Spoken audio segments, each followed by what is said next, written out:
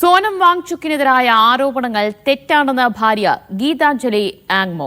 ഐക്യരാഷ്ട്രസഭയുടെ ക്ഷണപ്രകാരമാണ് സോനം പാകിസ്ഥാനിൽ പോയത്. പ്രധാനമന്ത്രി ചൈന സന്ദർശിച്ചിട്ടും എന്തുകൊണ്ട് അദ്ദേഹത്തെ ചോദ്യം ചെയ്യുന്നില്ലെന്നും ഗീതാഞ്ജലി ചോദിച്ചു. PR അരവിന്ദ് വിവരങ്ങൾ നൽകും. അരവിന്ദ്, സോനം വാങ്ചുക് പാകിസ്ഥാനിൽ പോയതുമായി ബന്ധപ്പെട്ടാണ് ഇപ്പോൾ ആരോപണങ്ങൾ ഉയരുന്നത്. അതുമാത്രമല്ല, കേന്ദ്രം വാങ്ചുക്കിനെതിരെ നടപടികൾ ശക്തമാക്കുകയും ചെയ്യുന്നുണ്ട്. ഇതിന് പിന്നാലെയാണ് ഇപ്പോൾ വിശദീകരണവുമായി ഭാര്യ തന്നെ രംഗത്തെത്തുന്നത്. എന്താണ് ഗീതാഞ്ജലി വ്യക്തമാക്കുന്നത്?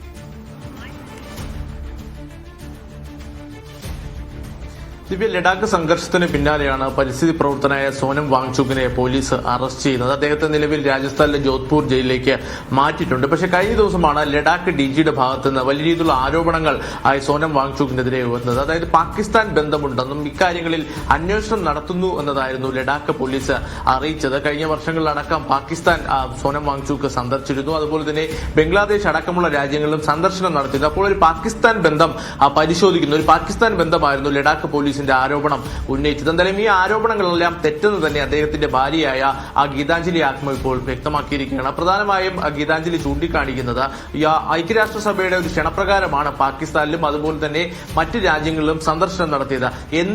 അല്ലെങ്കിൽ അവിടെ പോയത് കാര്യമല്ല, എന്തിന് സന്ദർശിച്ചു എന്ന കാര്യമാണ് പ്രധാനമായും അന്വേഷിക്കേണ്ടതെന്നതാണ് ഗീതാഞ്ജലി ആങ്മോ ഇപ്പോൾ ചൂണ്ടിക്കാണിക്കുന്നത്.